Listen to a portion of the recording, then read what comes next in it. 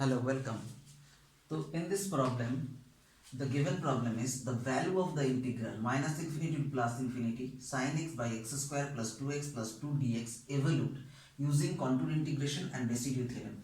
मतलब ये जो प्रॉब्लम है ये कॉम्प्लेक्स इंटीग्रेशन से रिलेटेड प्रॉब्लम्स है. ये प्रॉब्लम में एक इंटीग्रेशन है माइनस इन्फिनिटी से plus infinity sine x by x square plus 2x plus 2. ये गेट में फ्रेम किया गया क्वेश्चन है. तो इसको रेसिड्यू थ्योरम से हम कैसे सॉल्व करते हैं, और ये चार जो आंसर दिया हुआ है ये ई है. इस चार आंसर में से कौन सा सही आंसर होगा इसका, तो यही हम निकालेंगे यहाँ पे. तो फर्स्ट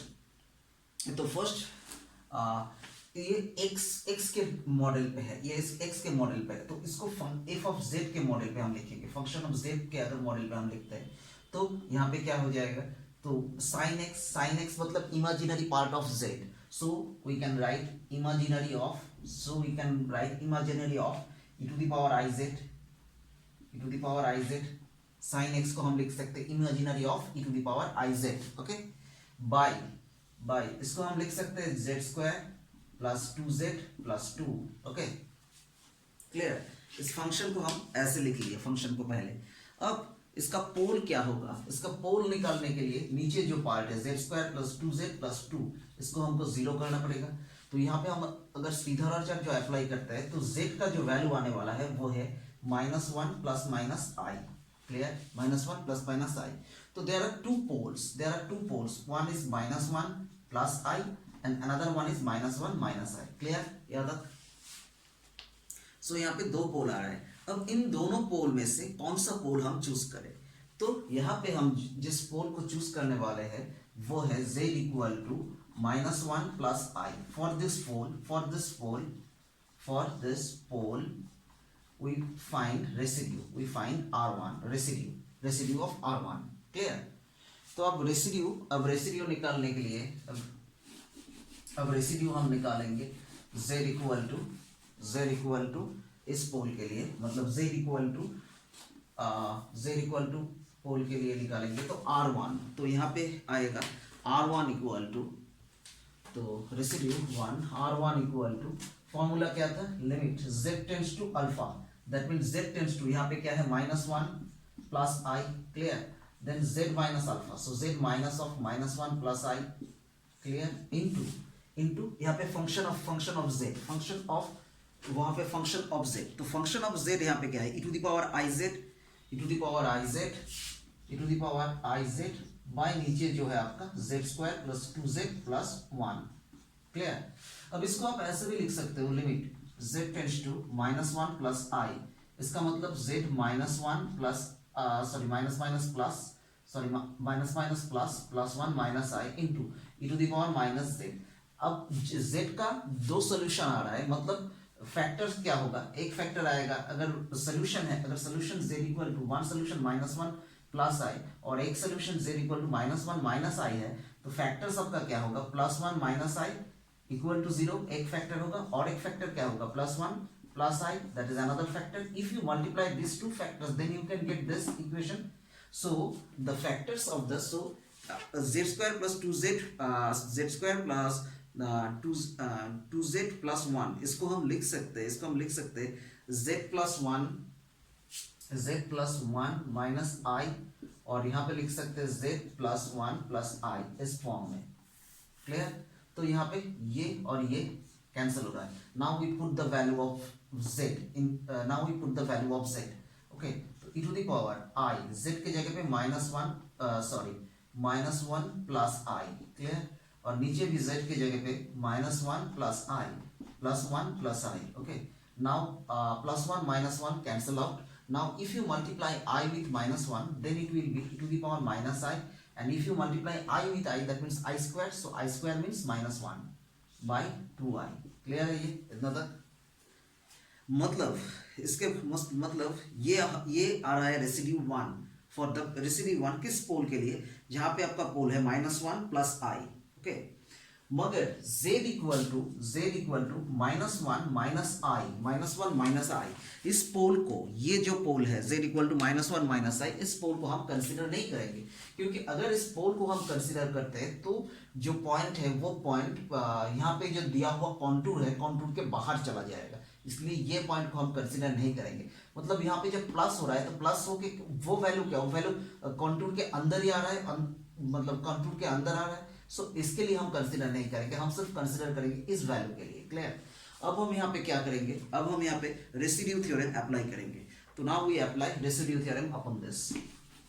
तो अगर इसके ऊपर अगर हम रेसिड्यू थ्योरम अप्लाई करते हैं तो रेसिड्यू थ्योरम तो आपको आप सभी को पता है कि रेसिड्यू थ्योरम का फॉर्मूला क्या है, f of z integration of f of z dz that is equal to 2 pi I into residues, number of residues r1 plus r2 plus dot dot dot dot dot number of residues। okay, so यहाँ पे हम इस residue formula यहाँ पे apply करेंगे।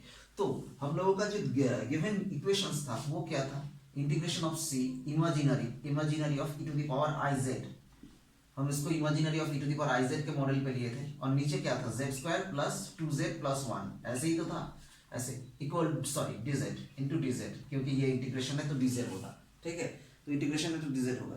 तो इसके जगह पे हम क्या लिख सकते हैं, इसके जगह पे हम क्या लिख सकते हैं, 2 पाई आई, रेसिड्यू कितना था, सिर्फ 1 रेसिड्यू था, so we write r1। Okay, but this is only for imaginary part, so first I write imaginary of this।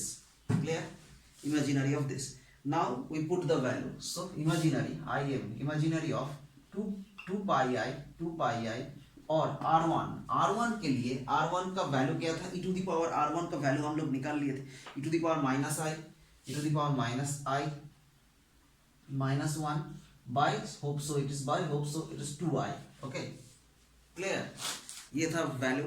Okay, now 2i cancel out from both side, 2i cancel out from both side. अगर cancel होने के बाद जो value यहाँ से मिल रहा है, तो इसको हम क्या लिख सकते हैं, e to the power -i-1, इसको हम क्या लिख सकते हैं, इसको हम लिख सकते हैं cos, इसको हम लिख सकते हैं कि imaginary number of pi into, इसको हम लिख सकते हैं cos of because e to the power minus i theta concept, so cos of -1 plus i sine of -1, इसको हम लिख सकते हैं। Clear? Is it clear? Okay, तो इसको हम ऐसे लिख सकते हैं, और यहाँ से e टू द पावर -1 को हम ऐसे लिख सकते हैं, और e to the power -i को हम ऐसे लिख सकते हैं। मतलब यहाँ पे आपका क्या होगा, यहाँ पे आपको और भी आसान तरीके से अगर हम समझाते हैं तो ये into e to the power -1 into e to the power -i। Okay, e to the power -i। now this is imaginary of pi I, e to the power -1, that means 1 by that, e to the power -1 that means 1 by e, and e to the power -i, इसको हम लिख सकते हैं e to the power -i, मतलब e to the power i theta जैसा। तो ये क्या होगा, cos 1, ये क्या होगा cos 1 i थीटा मीन्स यहाँ पे 1, cos theta minus i sin theta means sin 1। Clear? अब हम इसको अगर हम इसको मल्टीप्लिकेशन कर देते हैं, सपोज अगर हम मल्टीप्लिकेशन कर देते हैं तो क्या, सॉरी यहाँ पे तो आई कैंसिल हो गया था तो आई तो नहीं आएगा। अगर हम इसको मल्टीप्लिकेशन कर देते हैं तो क्या आएगा, तो यहाँ पे क्या आएगा, imaginary of pi cos 1 by e minus I pi sin 1 by e। Clear? ये स्टेप क्लियर है? तो ये वैल्यू यहाँ से मिल रहा है। ओके, नाउ इमेजिनरी पार्ट मतलब क्या होगा, इमेजिनरी पार्ट मतलब आई एसोसिएटेड जो पार्ट है उसका वैल्यू आएगा। सपोज अगर हम बोले कि imaginary number of z, that mean imaginary number of x plus i y, imaginary part कौन सा होगा, आई रिलेटेड जो पार्ट है वो होगा, तो आंसर क्या होगा y। तो यहाँ पे आई रिलेटेड इमेजिनरी पार्ट कौन सा है, that is minus pi sine 1 by e, so I write here minus pi sine 1 by e is the answer. तो यहाँ पे कौन सा आंसर होगा, यहाँ पे option a is the right answer. Clear? So ये क्वेश्चन थोड़ा लेंदी है, थोड़ा कंसेप्चुअल है, तो अगर आप इसको ऐसे सॉल्व करते हो तो ये आसानी से हो जाएगा। अब प्रॉब्लम ये है कि क्यों हम रेसिड्यू, क्यों हम दो पोल में इस पोल को पर्टिकुलर कंसीडर किया, क्यों पहला वाला पोल को कंसीडर नहीं किया, बिकॉज वो दोनों ही माइनस था। उस पोल में क्या था, जिस पोल को हम कंसीडर नहीं किए थे, -1 माइनस आई।